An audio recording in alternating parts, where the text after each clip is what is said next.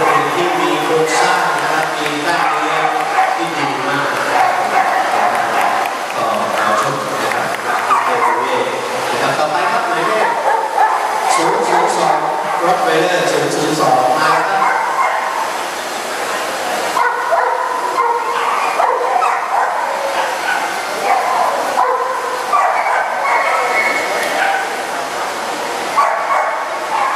006 007เต็มตัวครับ203เอาเชิญที่สนาม2ครับ003รับไปเลยเอาเชิญครับลาบาดอร์นะครับในรุ่นแชมเปี้ยนหมายเลข115 116 118และ119นะครับลาบาดอร์ในรุ่นแชมเปี้ยนนะครับหมายเลข115 116 118และ119นะครับเรียกนักศึกษาสามคนที่1นะครับ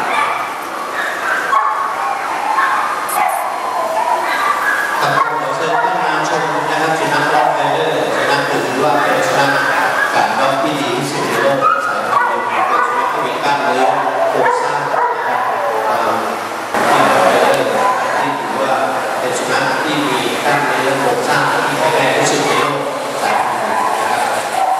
สนามนู้นอะไรครับ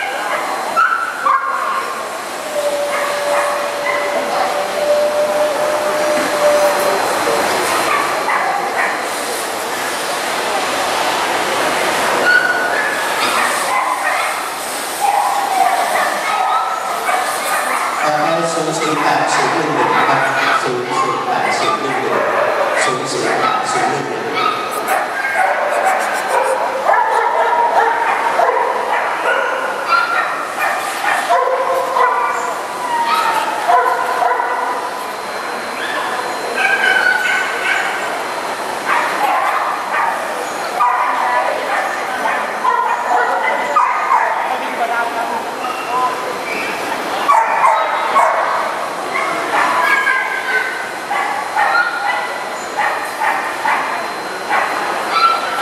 00801004 005ต่อนะครับ2ตัวนะครับ004 005ขอบคุณครับผม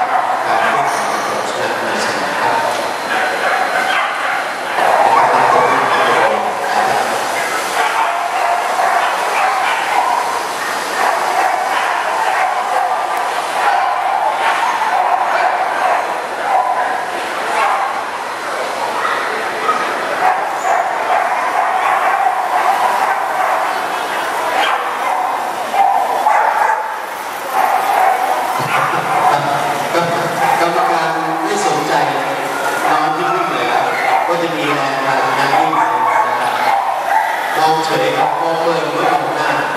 ไม่มองหาไม่มองคนเลยครับโอ้โหนะครับให้วิ่ง10 รอบนะครับเป็นรอบเองและอีก10 รอบเป็นรอบตัดแรงนะครับโอ้โหนะครับทั้งหมด20 รอบกับการวิ่งรอบเลย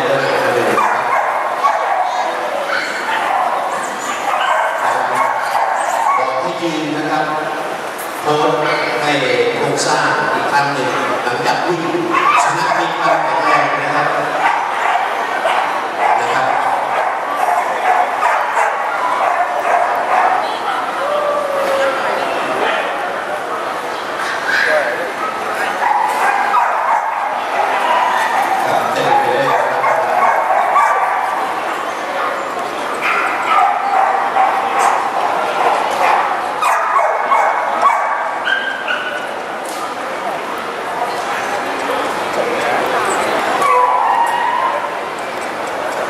สุริวันรับไปครับสุดยอดครับขอเสียงตบมือให้สักนิดหนึ่งครับผม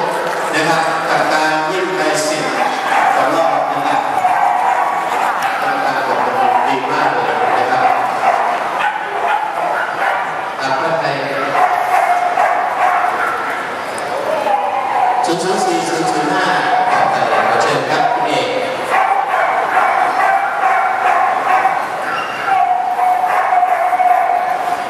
แต่รูปที่เลือกไว้เมื่อกี้สวยสุดนะรับเปลี่ยนหน้ามาพ่อหนูยกหนาเชียร์ด้วยครับ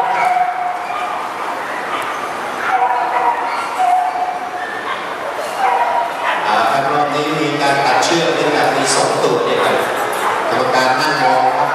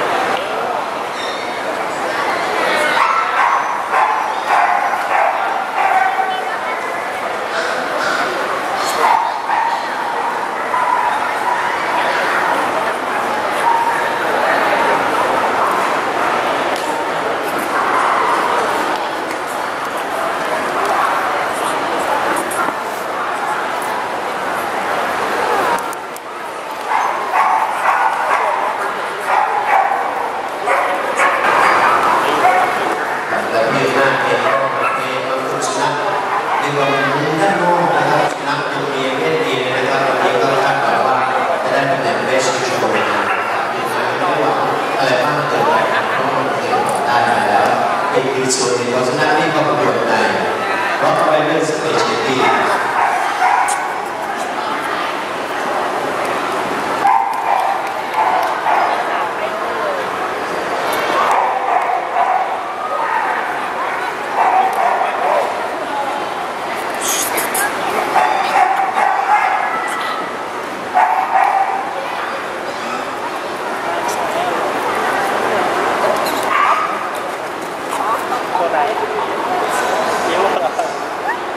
มาแล้วสวย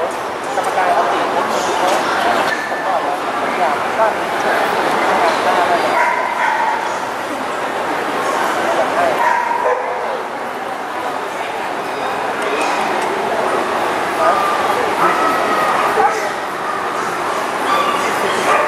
รอบแรกไม่ยอมตื่นขนาดนี้แบบรอบแรกรอบสองหรือว่าเอาลูกนี้ลงนะถ้าจะเอาที่ลงแต่อาจจะท็อปแค่อะไรอย่าง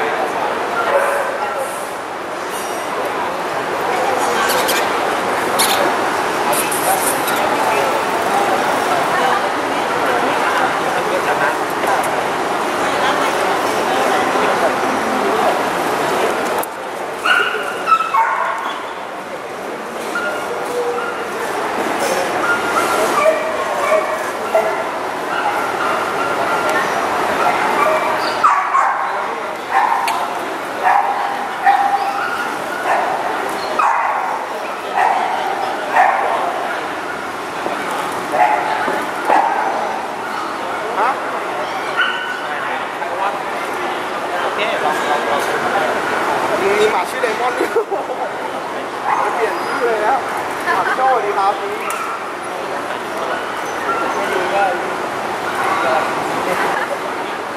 บอกลูกโจ้อยากสอนที่อะไรตอนนี้พี่เอกก็กำลังวิ่งก็เป็นเรื่องในสนามนะครับซึ่งพี่เอกจะมีบริบทตัวที่ไม่ประจักษ์นะครับในการฝึกในการฝึกในการกระตุ้นนะครับผู้อยู่รอบๆได้เรียกชนะเขานะครับในการกระตุ้น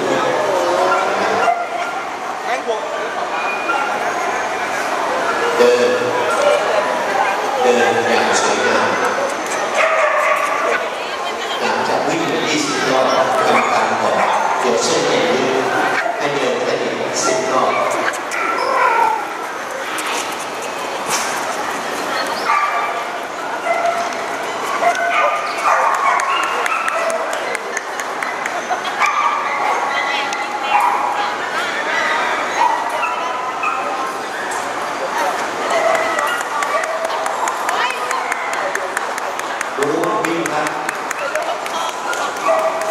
มีทั้งเดินมีทั้งล้ม